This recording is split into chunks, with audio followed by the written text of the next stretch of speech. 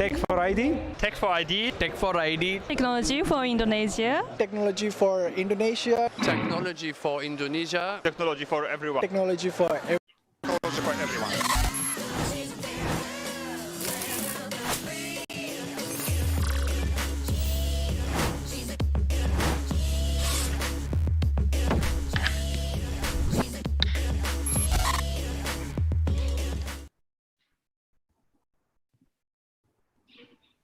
Hello everyone, welcome back to another live Tech Talk session by Tech for ID. I am Intan and I'm going to be your host today.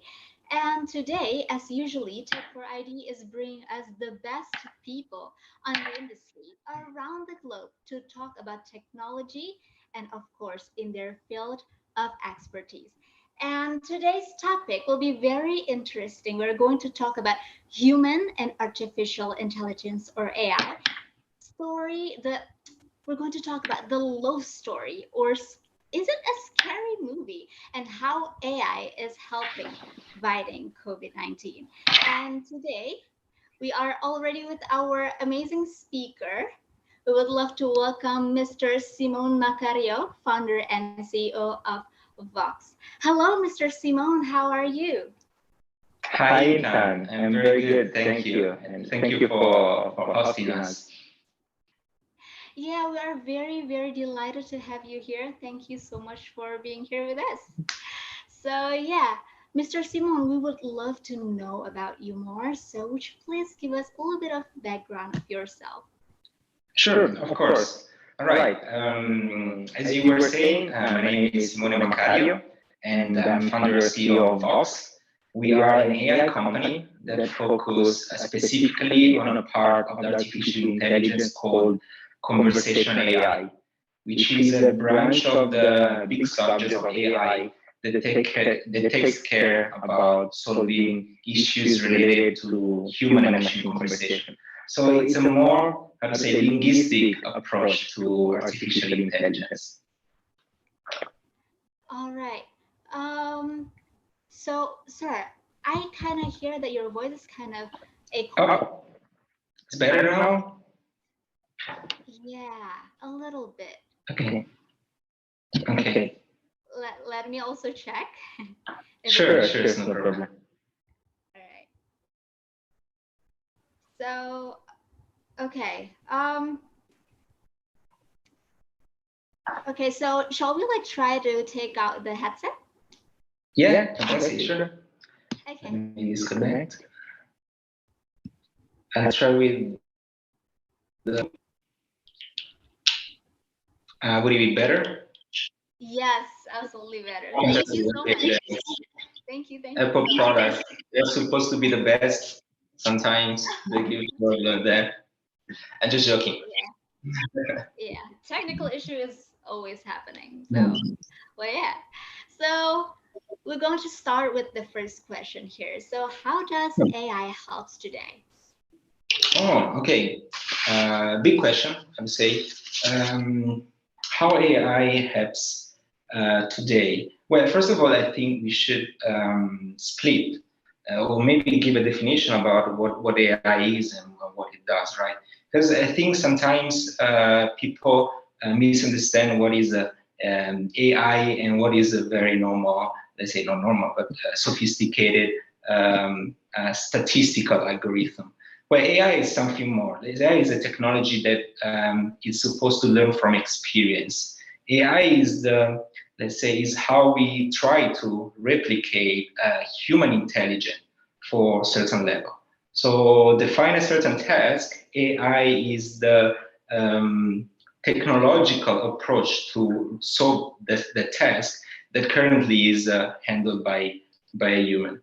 So this is what AI do, learns from the experience and improves during the journey. I will try to give let's say, a user perspective, user journey of how AI is to allow not technical people to understand an application. Well, you could think about AI as a kid that has to learn about things, about the real world, about what a glass is, how it needs to be used, and the things that cannot be used for, right? This is how AI learns, through validation. A kid takes a glass, and the first thing that he does is break the glass, right? And the mom suddenly says, no, you don't have to break the glass. And the kids doesn't understand and keeps breaking the things. This is how, kids experience reality, breaking things, because they still don't know what objects are made and supposed to do. AI makes the same things. It breaks things. It manages things in different ways.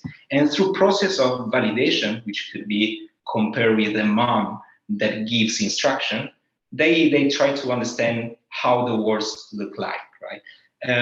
So at first you take the glass, the kids take the glass and break it, and the second time it tries to watch into the glass using like a lens, and see, that's not the way that the glass is supposed to be used. And the mom again is trying to explain, and suddenly the kids probably it understands and it starts to use the glass in the right way. This is how AI works in the same way. It collects information and look for the validation. It might be compared indeed to the same kind of biological intelligence that happen in a human brain, but of course levels are different. So this is AI. You can imagine as a engine that keeps learning things, and it's used to go back to your question. It's used in an enormous amount of environment and cases. Actually, without us to really perceive something as an AI, we browse information every day, driven by suggestions made by AI algorithms. Just to name a few, probably during this pandemic, we all spend a lot of time in front of the Netflix, right? And I'm sure that 90% of the movies that we watch has been recommended by an AI that knows what you like, right? True. You don't know what you watch, and you have suddenly a message pop up or an information that, for certain reason, you don't know why, but they're so aligned with your interest that you click it or you browse it or you watch it. And there's AI behind, right?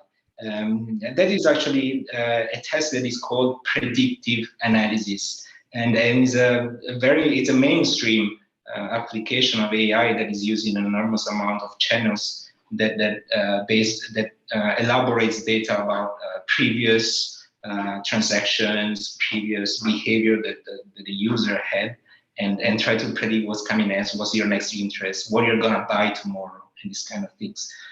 This is one of the most direct application of AI that we experience every day, but there's so many we can space from, the Tesla cars, how AI identify objects on the way, how the AI drives you home, right? How AI, drives your decision, we just name it, and so on and so on and so on. So many applications. I think that we are surrounded somehow by AI's application. All right, that's very broad and very insightful for the first question.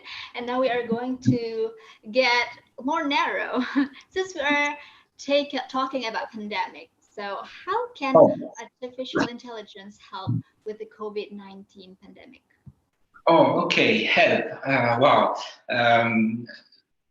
Very difficult question. I mean, a pandemic is a very complicated subject, of course. It's also very difficult to say what it works and what it doesn't. Trying to stick to AI applications that probably are helping us out, I would quote some epidemiological study happening that requires a huge amount of data to track patients' behavior, right? Here in Malaysia, for instance, everyone is using an application called My Sejahtera that tracks all the movements of the people, the check-in, the status, you can report symptoms and so on. Probably Malaysia is not the best example, but we see in other parts of the world where these user informations, these patients' informations are used to give the medical sector, the nursery, and so on, some insights about how patients are probably reacting to a certain kind of medication and so on. These AI are actually very well trained and very well sophisticated. They work on an enormous amount of data and, let's say, gives insights such as I would say they're able to predict if a patient is reacting well or might not react well. They probably are used for managing, how to say, the level of occupancy of ICU and so on. This might be an AI related to this pandemic that is helping, for instance, the medical sector. But we see a lot also on a commercial level.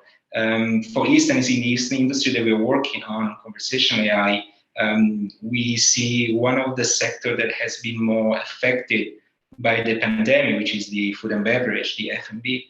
And a lot of merchants are trying to, how to say, digitalize, adopting AI, and how to say, trying to keep secure their own stuff, putting a layer, conversational layer between them and their user, so then there's less human interaction somehow, right?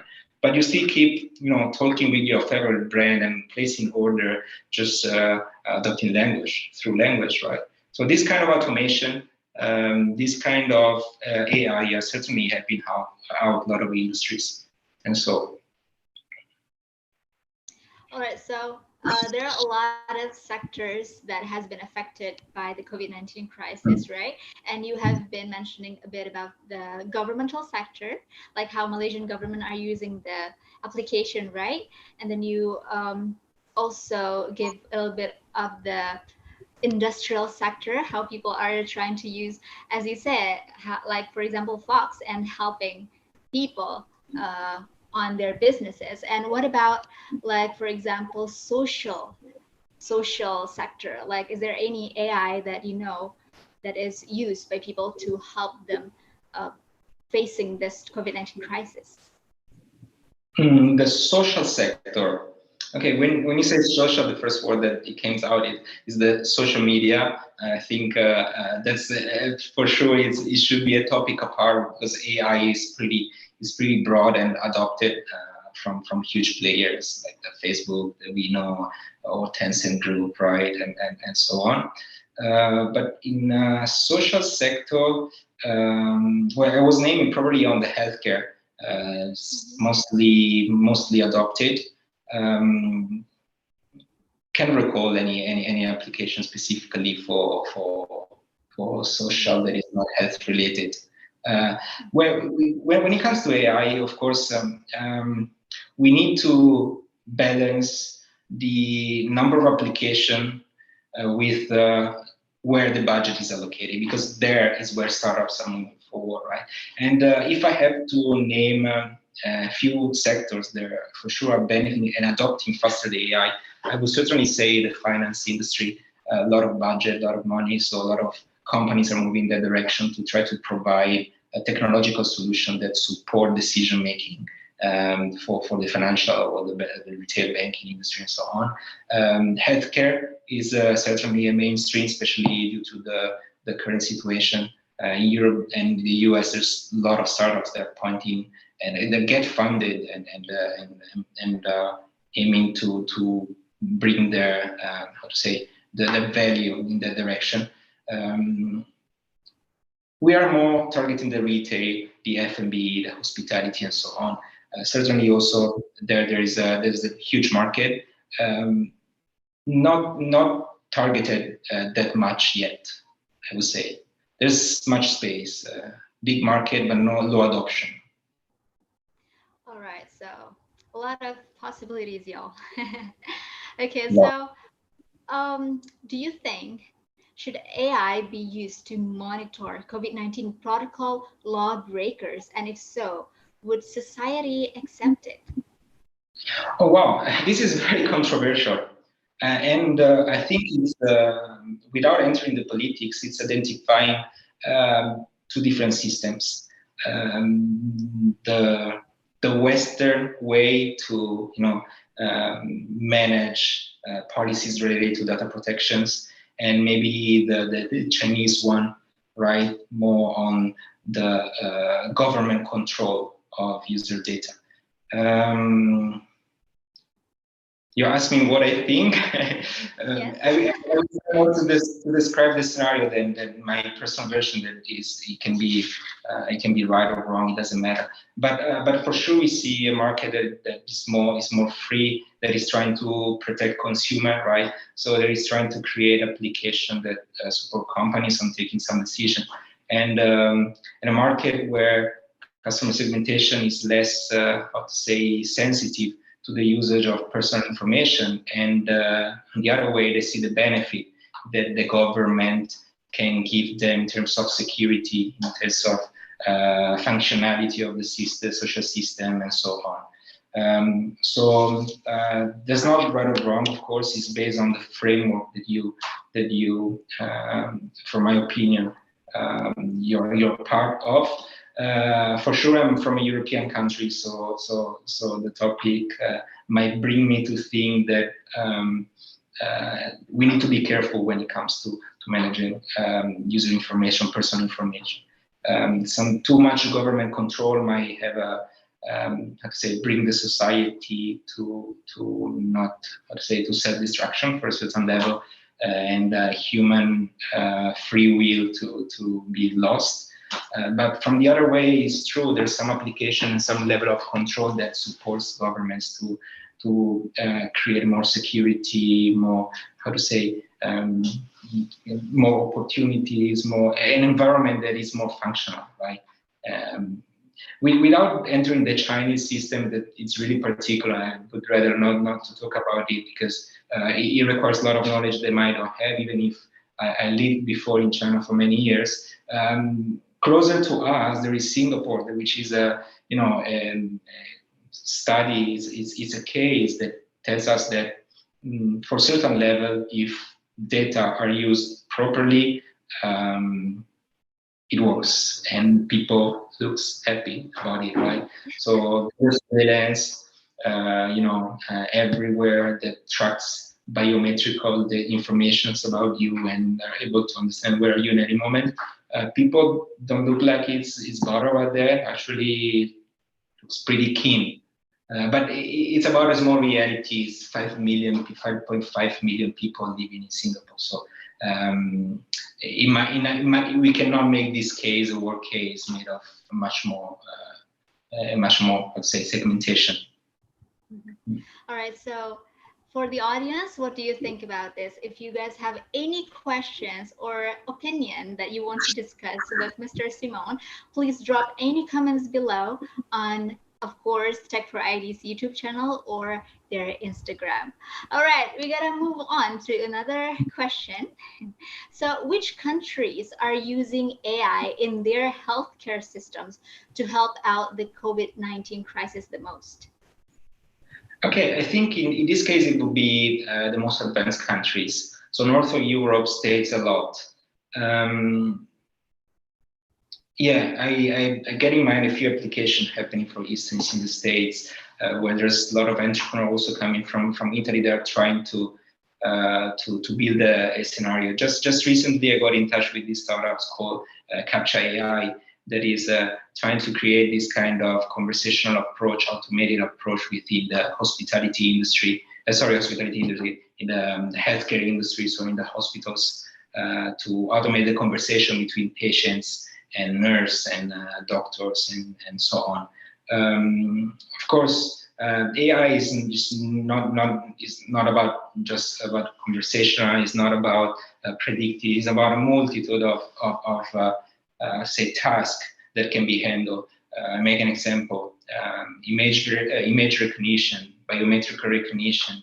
Try to understand, for instance, if you are healthy, measuring a certain amount of data concerning your blood pressure, your sugar level, and so on, and crossing this information with millions of people, and try to understand if you're healthy or not, if you might be developing certain kind of illness, or you're leaning toward different kind of pathology, developing some problems. There's a huge science behind the medical sector. Indeed, as I was stating before, there's huge budget for startups that wants to enter this sector. Yeah. So based on also what you just answered, so we heard that AI has been helping in mortality prediction through cardiac muscular monitoring and like symptoms analysis and so on. And is the use of AI right now mostly for analyzing, or is it also used for treatment procedures such as No, operation, etc.? Okay, and this is the mistake probably that I was naming in my first part of the conversation that we had. It's not about insights. It's not about analyzing data. It's about predicting. It's about, and in this sense, it's about prevention, right? So the AI doesn't only tell you what had happened in the past. It's going to tell you that based on the track record, say that happened in the past 2 years, you might, how to say, lean towards a certain scenario, a certain situation. So it's more about predicting what's happened next than understanding what happened in the past. So that's a statistical approach, I would say mathematical. Of course, there's a part of AI, which is the data mining, for instance, that leverage on those models. But for AI, it's important why it happened and what it will eventually happen, right? So I think in the medical sector, these data are not used to understand the past, but again, to prevent possible, how to say, develops of illness, of pathologies, and so on. All right, that is very interesting. It's also like a clarifications. All right, so based on your opinion, do you think that should AI takes decision if a person lives or dies? Should AI be allowed to take that decision? Okay, well, this is very difficult. And I tell you what, these kind of answers are not even given by people that study AI. It's actually an answer that people that study philosophy should do. It comes out of a part of social study that studies about the ethics, right? And the ethics change based on the historical period. So currently, I would say no. It's surely not right. But I'm not going to exclude the fact that after 500 years or 1,000 years in a very advanced world, that might happen, right? So I'm gonna answer no, and AI shouldn't take the decision. Because today, in 2021, people is not ready. The technology is not ready. There's an enormous number of factors that does not allow this to happen. But again, I think this might be a problem where a philosopher, people that study how human perceive the ethic behind all the morals behind the topic will define. Yeah. If you ask to a technical people if it's right that AI does a certain thing, they will always tell you yes, yes, yes. But then, of course, you have to cope with the public opinion, the social, the politics, and so on. True. So yeah, we kind of have like those toughest question today. So please bear with us. And if our audience, again, if you guys have any comments, just drop it down below. And also, we're going to move on. And since AI is based on data that is fed to the algorithm, can it be impartial? Impartial. You mean an AI able to take decisions based on its own opinion about something? Okay. Is this what no, you mean? what I mean is that so if the data that is fed to the algorithm, it should be holistic. Like it should be, what is it? What, like in my opinion, is that it should have the representation of a lot of people. So it's not going to left anyone behind. For example, in healthcare, like a lot of people are probably not being taken to consider when it's to the process of developing the algorithm. So can it be impartial? Will there be actually a system or algorithm that is one fits all? Okay, we are here. I think, Mr. Simone? yes, I think I lost the connection for a while. Yes. Was it my connection? Was I gone? I'm so not sorry. sure. Everything's stuck. So, all right. Oh. So you were saying about an AI be impartial, is it? Yes. Okay. Can it be? Well, the AI learns from the data that you feed it with, right? So for certain level, it will always stick to take decision based on the information that you feed it with. So it cannot be impartial. And beside partial and impartial, it's not the right question, because partial or impartial is a question that a human would look for. From an AI perspective, there's not such a thing.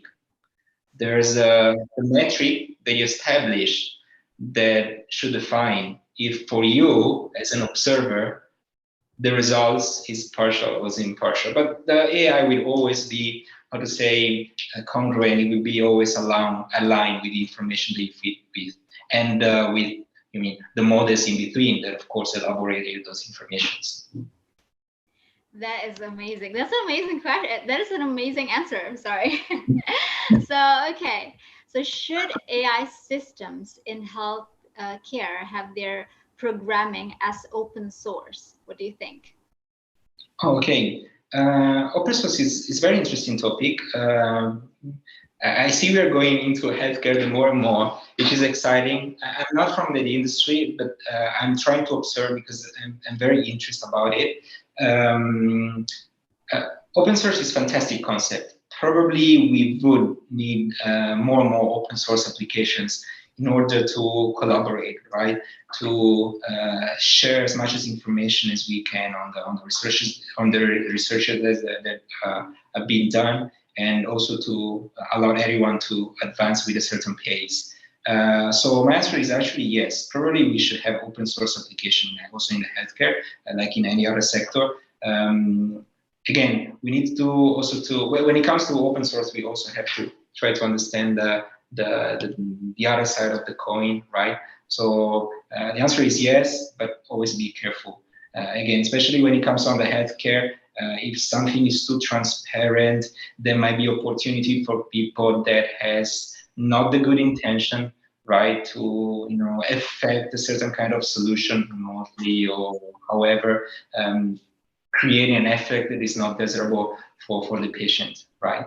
And then we have all the matter about data protection that we named before, right? Also there, if you're talking about technologies that create transparency, like adoption of blockchains for user data protection, I mean, to make more transparent some certain kind of flows and procedures, I would say, of course, yes, but again, be careful about the sector. Healthcare sector is complicated. Because all the information that are collected about the patient are always sensitive, right? And nobody wants them to be, to say, public somehow. All right. And remembering the WannaCry cyber attack back then, which was causing a lot of damage to the NHS, is AI softwares in the health industry actually a good idea? Are there is the cybersecurity of most healthcare systems up to par with the absorption of this technology? What do you think? Is cybersecurity, say it again, sorry? So are the cybersecurity of most healthcare systems up to par to the absorption of this technology, of AI technology? Oh, okay.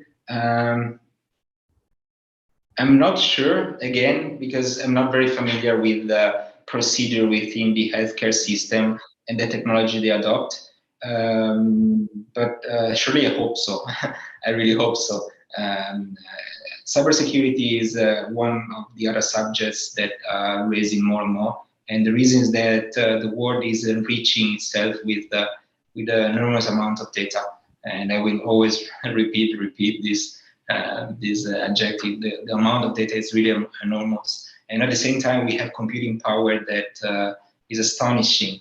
So those, as data is considered the new oil, a lot of people are moving forward to collect as much information as possible.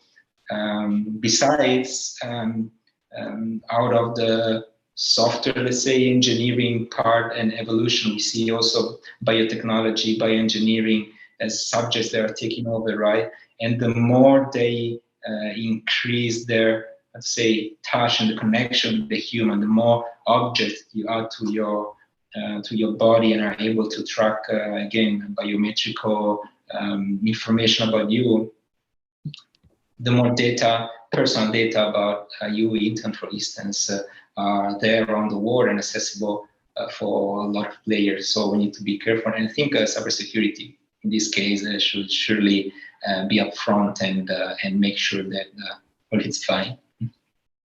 Yeah, I don't think that cybersecurity has been given a lot of attention by like at least just common people. Like not many are having like enough knowledge about it. So, right. Because, well, it got a lot of attention, if I'm not mistaken, in the previous election when Trump came out, right, in the States, because of the scandal that came out after, for which there's also the famous movies on Netflix that probably everyone here has watched. But besides that, no. True. There's not. There should be more attention in that. You're right. And so we're still going to talk about healthcare and AI, if that's okay for you. Because since we're talking about COVID, right? So we have a little, some questions that is covering that. So if the AI systems in health is rendered operational for whatever reasons, right? And that would mean that we should have a constant human staff to take over the operational because the AI shut down, right? Would that not make it more expensive actually, because we will have like two systems running, the AI running and also like the people that will take over the system running too? Like, what do you think? Right. Well, we should go for levels. I think currently AI is not trying to replace really anyone within any sector. It's trying to support, for instance, doctors or nurses to take a certain level of decisions. This is not still doing any surgery, although there are some technology, of course, that are being tested that allow this to be to happen, that allow the doctor to operate in the other part of the world, just using, for instance, some VR technology or so on. But today, no, I would say AI is more as a support, as an assistant, is helping the operation within the hospital. But tomorrow, who knows? Probably yes, we will see a transition moment where enough sophisticated AI are able to handle certain tasks in a very independent way. And in that case, it might replace certain level of operators. Maybe in a even far away future, AI will eventually take over certain professions. Why not? I mean, it might happen. I don't see in terms of I don't see these issues in terms of costs, because in my imagination, let's say, when there's AI, there's somehow a certain level of saving, which it might be not necessarily in terms of operation, but in terms of prevention. We were saying, right, optimizations, fastest response, availability, and AI is available 24/7. You need to, let's say, bring it offline, or they don't have to sleep. Right, it's a technology that is always awake, this kind of thing. So no, in terms of cost, probably we will not have double AI and a human that work together on the same thing, probably the task will be different. So AI will solve a certain problem, while the human will solve a different one. That is a very interesting answer. And do you think, will humans fight with AI when real general artificial intelligence will finally exist? So yeah, maybe like in the future, if now basically your answer was like, it's not going to be replacing people, but like, will humans fight with AI in the future? True. Yeah, this is a common scenario in a sci-fi movie. It might happen, you might know. Well, but first, we say when you say there are two different kind of AI. When you say general artificial intelligence, is something that probably we already have, which is an artificial intelligence that do a few things. Is very, I would say, vertical, also with particular tasks. Then we have the artificial general intelligence, which is probably the one that you target to, which is how to say, an AI that has been able to acquire certain kind of knowledge of consciousness and is able to take decision by its own. Today, I would say we are very far from there. It's not how AI is actually work. Today, AI are very, very good on solving specific problems. And when I say very, very good, I mean better than we as a human. But again, they do it fantastically, but specifically targeting a single task. So they don't work on multiple tasks, right? They work on single tasks. Why artificial general AI should be able to, like as a superhuman, interconnected and have its own consciousness. Again, far from that scenario, but it might be something that happened. I think a human will already have a few problems even before getting to that level of AI. I was listening to one of my favorite writer and historian recently, Yuval Harari, and he was describing a world where it actually has been featured in a famous movie recently as well. It's called Her, where actually an AI is gonna be so much more human in terms of expressing emotion than us, that we will fight each other because we will feel, how to say, our best friend or our girlfriend or boyfriend less close than how we feel a certain AI, right? So we will feel more connected with the AI because the AI will be enough sophisticated to emulate, mimic those emotions than the real human, then vice versa. So for certain level, I would say we will see people getting more connected on AIs than connected with people themselves. All right, very interesting. And we're going to move on to another experimental questions. So in the future, with advanced artificial intelligence, would you think that different AIs will fight to each other like humans do? Oh, the AI fighting each other. All right. I haven't seen that yet. I'm sure that someone having some, I don't know, master degree in future science is trying to imagine a world that goes in that direction.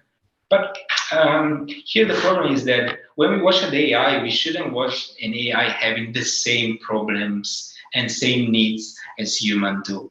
So probably eventually we're going to have artificial general intelligence. The basic needs will be so much different from the human need that this kind of polemic is not going to even cross their mind, let's say, right? So if humans are very well, how to say, they work very well within the Maslow pyramids of need, where in the bottom you have the basic needs, eating, sleeping, and so on. And AI do not work in the same direction, in the same way, right? So the basics of what an AI needs it might be different.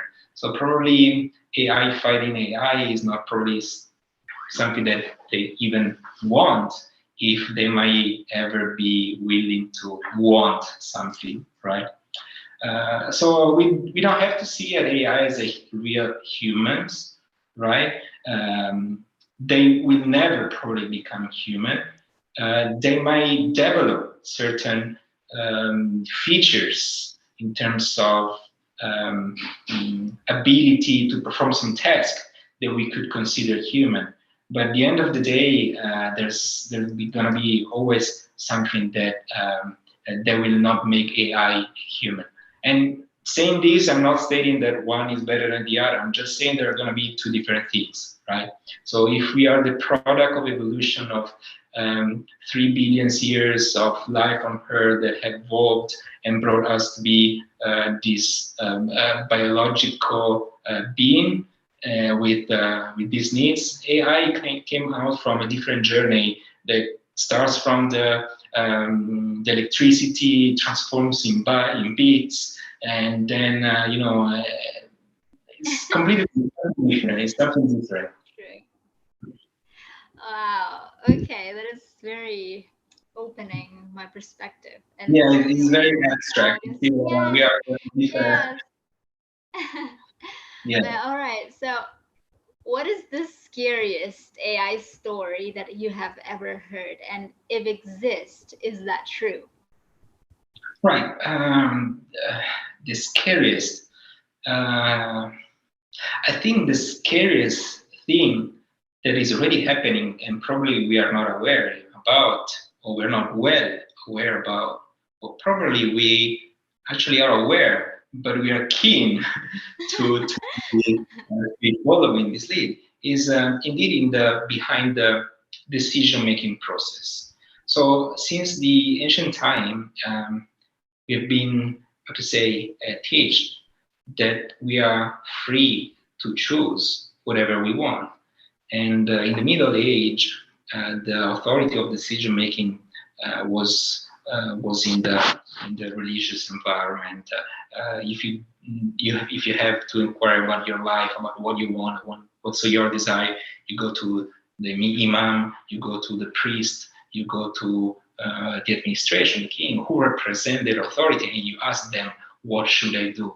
And then we have another phase after the Middle Age, which is the humanism, that brought that authority of decision making to pass through a few people to each of us. So the humanism from Leonardo da Vinci says, hey, I can choose what I want.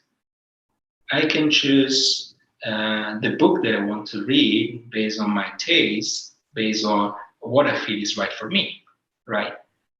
Today we are actually a level forward. Since AI came, when I have to decide which kind of book I want to read, sometimes I still go to the library and browse a few lines and read the titles here or there. But most of the time, I go on Amazon and I ask Amazon, what should I read?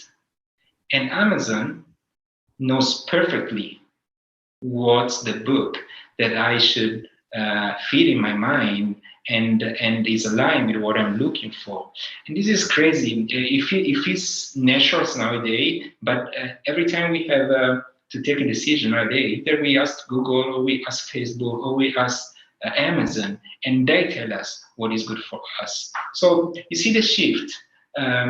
Certain level of decisions are delegated. So the authority of decision making is not somehow really in us. And this, for what I see, and it might look scary, is gonna just move even further in that direction. Imagine reading a Kindle with a camera installed on your device that reads your facial expression when you read a script or you read a book, your favorite book. You're reading a book, you have an emotion, your eyes blink, and maybe you also have a biometrical, how to say, bracelet that measure your sugar level, your heart rate, and so on. And all this information are tracked and identify your specific status of mind while you're reading the specific sentence. Well, those information are gold for companies that own it, because they're really able to know you better than than yourself. So for certain level, I would say certain kind of AI you already know us very, very well. It might get even worse. They might really wants to know us better than we do. And now I make the same example in the book environment, but it could be in a relationship wise, right? Nowadays you enter the supermarket of relationship and you swipe right, left, and you have the Tinder, right? Supermarket. It's a supermarket of relationship. It's like you think about that. Today is not anymore about selecting things. You enter this big retail. Is the retail about music? You pay a fee. You have access to the whole music of the world. Do you browse the whole music of the world?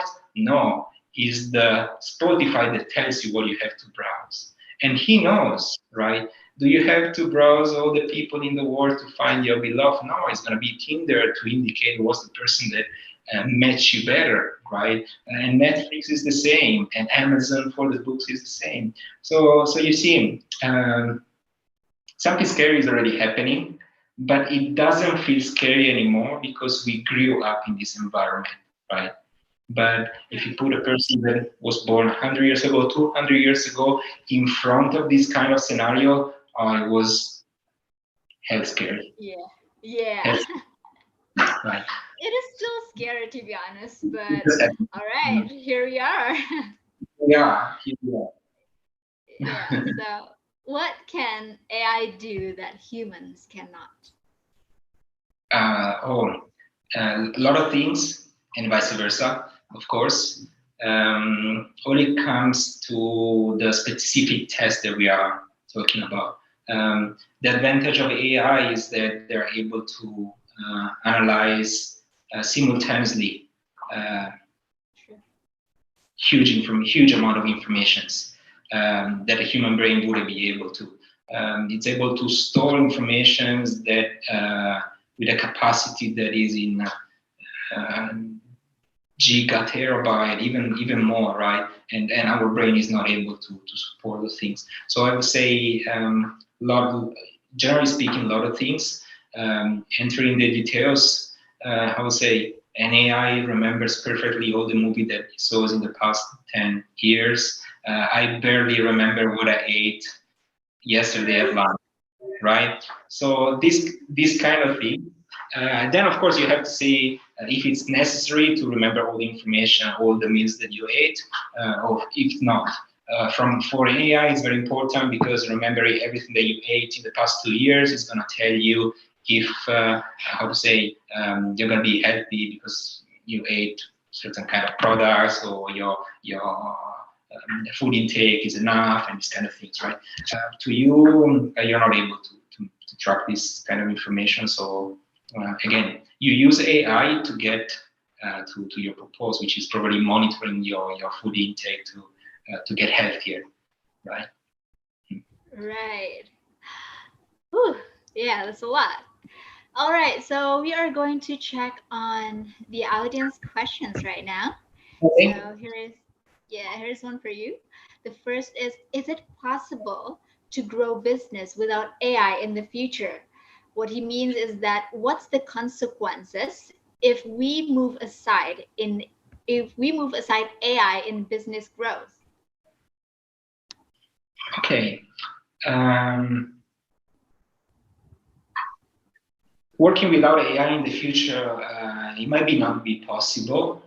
I don't see any sector that cannot find certain level of automations and delegate certain kind of decisions to AI. The people that will try to make business without AI probably will become obsolete, as well as is obsolete moving from, let's say, Kuala Lumpur and Bangkok riding a horse. You can do it. Technically, you can do it. You would rather take an airplane instead of riding a horse to get this route done.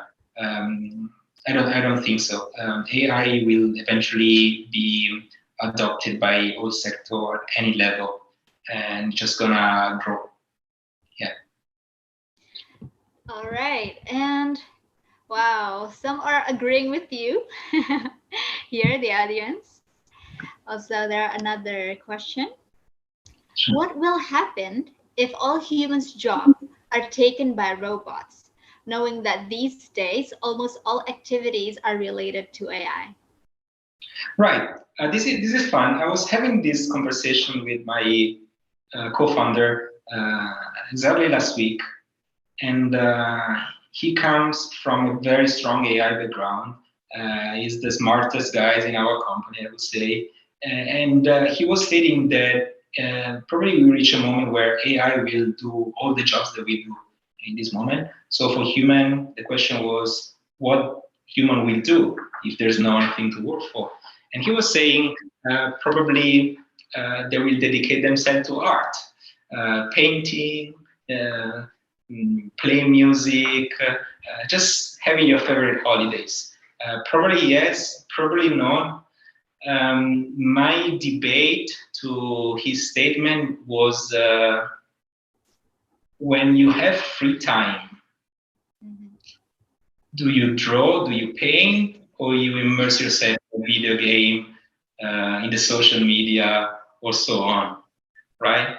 So I would say eventually AI will do the major of our job. It's up to human being, to us, to decide how to invest our time in the things that make sense for us, that we value most. But for sure, we need to be careful. Sure.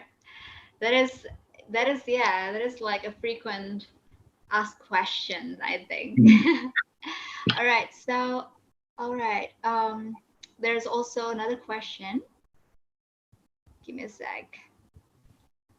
All right. So, is the development of AI technology relating to other diseases not as developed as how it is handling the COVID-19? Or like, is it actually more advanced? So the question is if AI is already enough advanced to solve today's problem.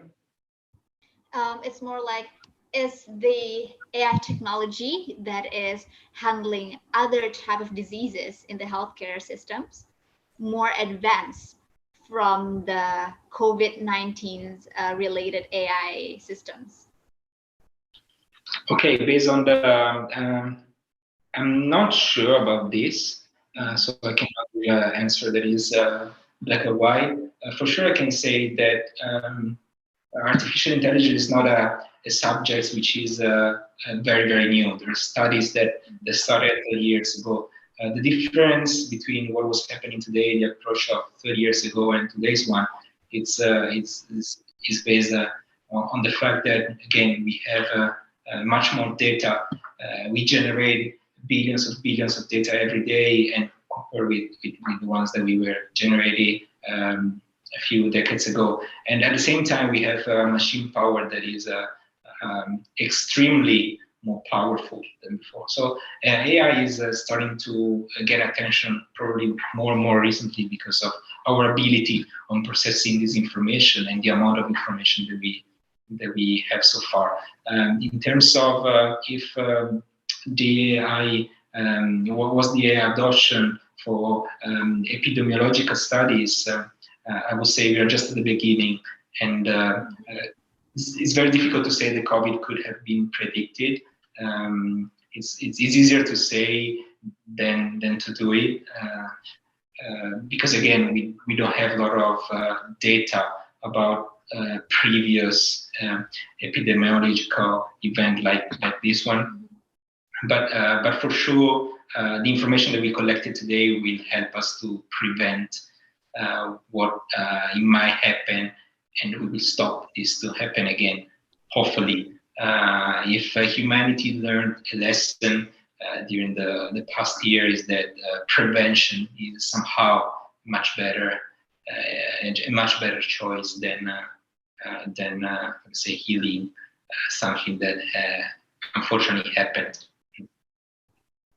All right. Well, thank you so much, audience, for the questions and also the comments. Keep on dropping anything there before this live session ended. All right, so we're going to move on. So, if AI, robots, and machine intelligence can outperform humans in nearly every task by 2060, how will human begin to adapt to such world? Right. I see today we have a lot of difficult questions. All right. It requires a lot of creativity to think about the solution. This answer, I have to say. I will try to give a bit of mine. Again, art might be one of the things that we should dedicate to.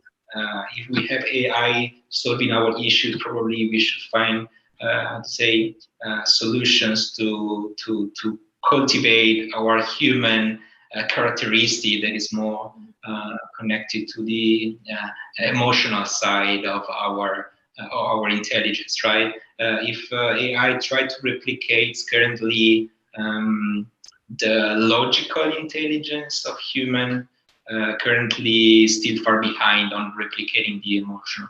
But eventually, 2060, we might see actually already few applications that goes in that direction. So it's very difficult to say. Probably it's not a matter of if. The question is not if it will happen. Probably it's when it will happen and how we will, if we will be ready, and probably we will. But what is the trade-off that we will have to do in order to survive? Because at the end of the day, again, we are how to say the results of an evolutionary process that brought our species to become the current one, the Homo sapiens, right? As the anthropologists are used to say, the biologists are supposed to say, they say every day, we're not the first species, we might not be the last one. So probably we have to get used, we need to, how to say, adapt to survive. Difficult. It's very difficult. Yeah. Well, yeah. But it probably is difficult for us that we live in 2021. It might be something very easy to metabolize for people that grow up in 2060, right? Because for them it will be very simple to relate with AI. For them, probably will be very normal to talk with AI and identify certain AI as their best friend, for instance. I foresee for the industry that I come from, which is the conversational, that probably Alexa Echo from Amazon, and if not Alexa, another AI, will probably become the best friend of many people that will grow up in futures.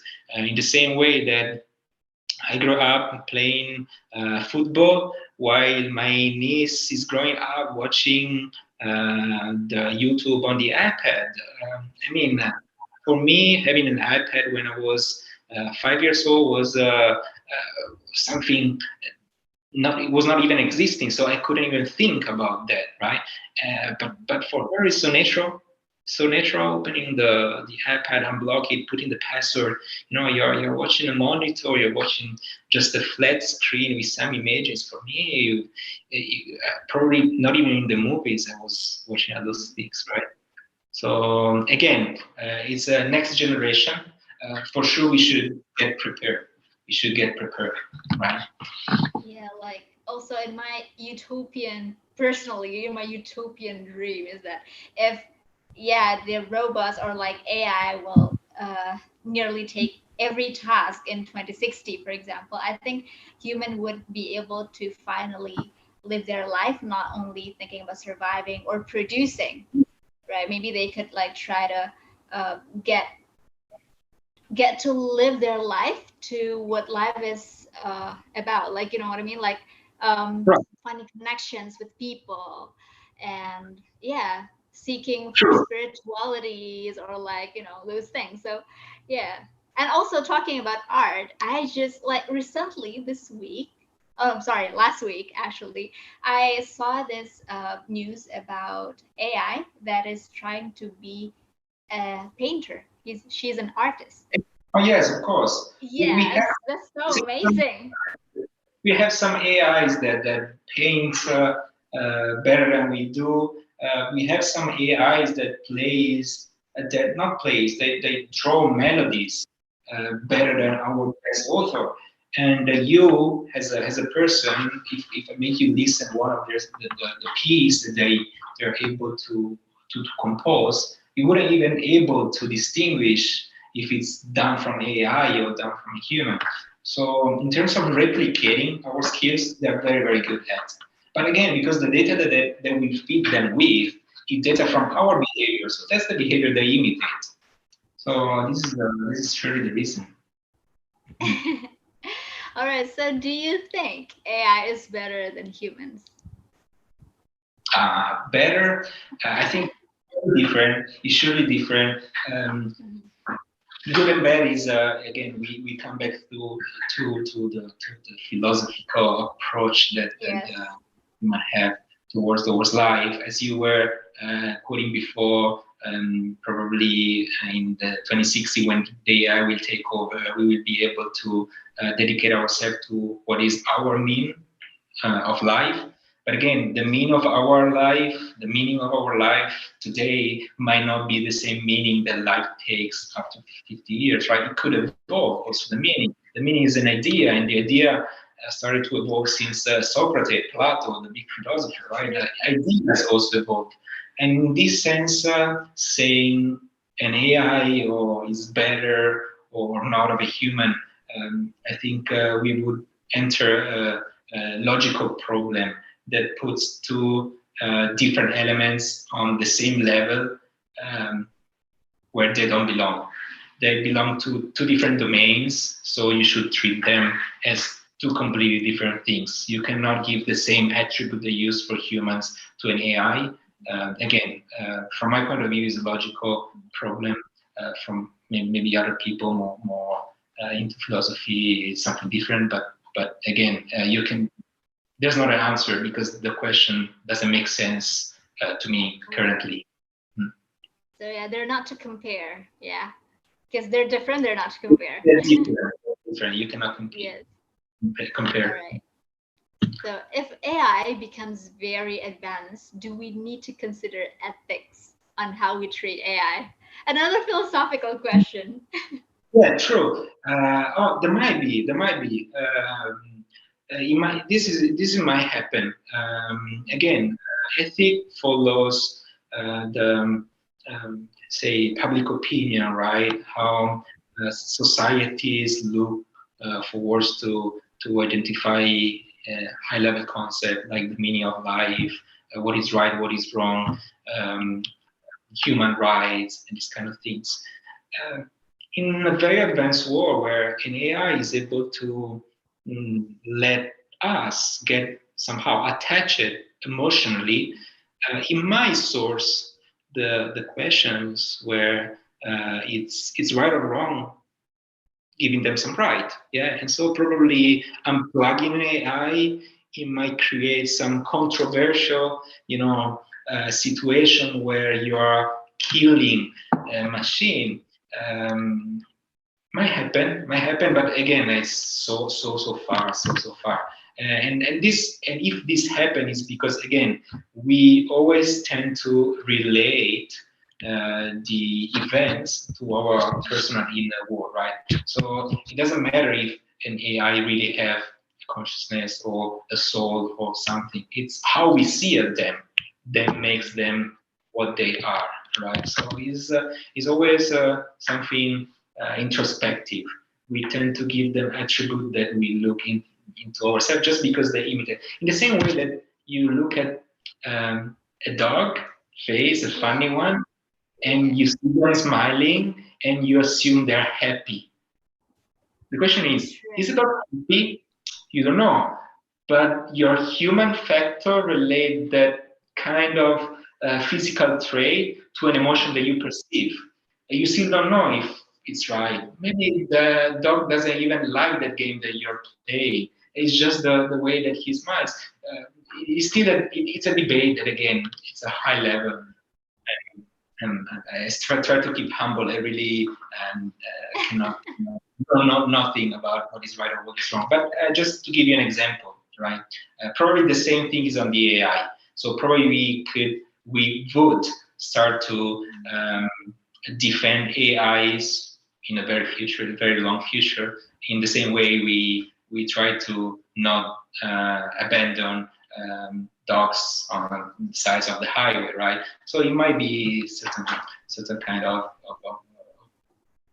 I mean, I'm not trying to put the life anymore on the same plate of an artificial intelligence. Not today. What I'm trying to say is that someone else might put them on the same level in the world tomorrow. Today is absolutely not like this. It's not on my side if you turn off your computer. Absolutely not. No. All right. So is it recommended for AI programming to be handled by major tech firms, considering if their decisions will be made for the interest of the people versus their private corporate interests? So what do you think? Can you repeat the first part? Is it right to? Is it recommended for AI programming to be handled by major tech firms? Mm-hmm. Yeah. Okay.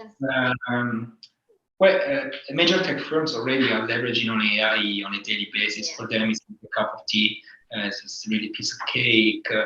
They wake up in the morning and they start to, talk about AI. They want to do AI, but of course, everything is about the usage that you do. We see, for sure, the private sector is trying to leverage on AI for their own interest, right? Which it might be considered for certain level, yes, for certain no, the interest of the users, right? Because they use those technology to engage better on the user because they think they can they can propose a better service. From the other way, again, we might be very careful because when they try too much to serve the customer and being customer oriented, they might also limit the free will behind the consumer, which might start to take a decision based on the benchmarks that are driven by this AI. The example was the Amazon one, when you have to select the book, or the Netflix about your movie. Are you really free to choose among the whole movies in the world, or anyhow you select always those that are recommended? So for sure, I can say corporates do not want to harm people, hopefully. They are trying to provide a better service, right? At the same time, we have to, of course, dialogue with the governments, with the institutions, with those entities that are, also trying to put some limits in order not to self-destroy itself, right? We still want to keep open. We want to keep free, right? Today, in modern societies, in the Western countries, it might not be the same in other countries, maybe from the Chinas, right? Maybe they have a different ethic, they have a different view of the world. So yes, we see recently how also the big corporate had to cooperate with the governments, right? Which is something that probably is more difficult to do in Western countries, and that's I think pros and cons. Yes, pros and cons. So yeah, if again, audience, if you have any opinion about this, drop your comment. All right. So should AI programming have an international standard certificate recognized by the majority of countries worldwide, or not? Okay. All right. So a standard of programming. Well, for sure, there are some standard programming languages that are used for AIs. Before we were talking about open source, so some of the models may be free for the usage of the public. Just now, we're thinking about one of the most research is done by Stanford University, which is called Squad 2.0, which is one of the technologies that we also adopt in our cases, which is a model able to, how to say, perform tasks related to the frequent answer question in a very excellent way. We have this AI able to give answer to certain contents with a precision, with an accuracy that is, I think, 3 or almost 4 points higher than the average human being. So we have AI able to analyze textual contents better than we do somehow. But in terms of standard, I see it very difficult. Again, everyone is trying to. We have companies that are using the current models, right? And they're applying to real life scenarios. And then we have companies, but much less, that are trying to make their own research. And the ones that do their own research, they normally do from scratch, building their own modeling. So creating a standard or imposing a standard, it would, in this moment, probably block the research and development of new technologies. Probably in the future, they might get some limitation. I mean, someone will come out putting some limitation about what AI can do and what cannot. But so far, if you put it too quickly, you lose the opportunity for the companies that work in the environment to bring some solution that then later can be adopted for the bigger good, right? For everyone. Very right. That is very right. All right. So how humans and AI might evolve together in the next decade? Right. Better than how human and AI, I would say how human and technology. Again, because AI requires data, right? And the more data that we produce, the more sophisticated AI we can build on top of that. Probably the first thing that human will have to accept and make it very normal is living with some, how to say, biometrical, again, tools attached to your body that are able to track your vital information in order to provide you, again, a better insights and about what's happening in your body. So first of all, we need to accept that, and it's happening in many countries actually, where you're not in many, but it will, where people is wearing, the tracking bracelets, right? And then you will probably have a pacemaker that also sends some information to a cloud and so on. Those are information that we probably have to get used to understand that someone is going to collect and use for certain purpose. So in the moment that you will wear your bionic hands or your bionic feet and so on, those will generate data about you. And those data will feed an AI that will know you more and more. It's for certain levels. It's the scary part is that we're not even in control of this direction. First of all, we don't really know the direction. We just can make some assumptions. Second is the public is not in control, although we try to give them a certain warning in terms of education, which is something that shouldn't never miss. We really have to educate more the people about technology, about data, about privacy, as Europe and the US did with GDPR, for instance, and so on. You need to let people acknowledge how the data are used, first of all. But the other way, but from the other side, you cannot even expect that someone like in the public really can make the difference. The biggest impact in terms of this kind of decision is for sure on the corporate sides and on the government side. So we need to trust governments, first of all, to take the better decision on how to use AI and how to make AI live with the human in a good way. good for us, of course. Yes. All right. So this is going to be the last question. what is your hope for the AI development in the future? Okay, my hope, which is also the direction that I think at Vox we are fighting for, is to simplify certain process in our daily life. So the way we see artificial intelligence in Vox is about making life easier for the people. Is nothing about the Terminator scenario or the things that we showed so far.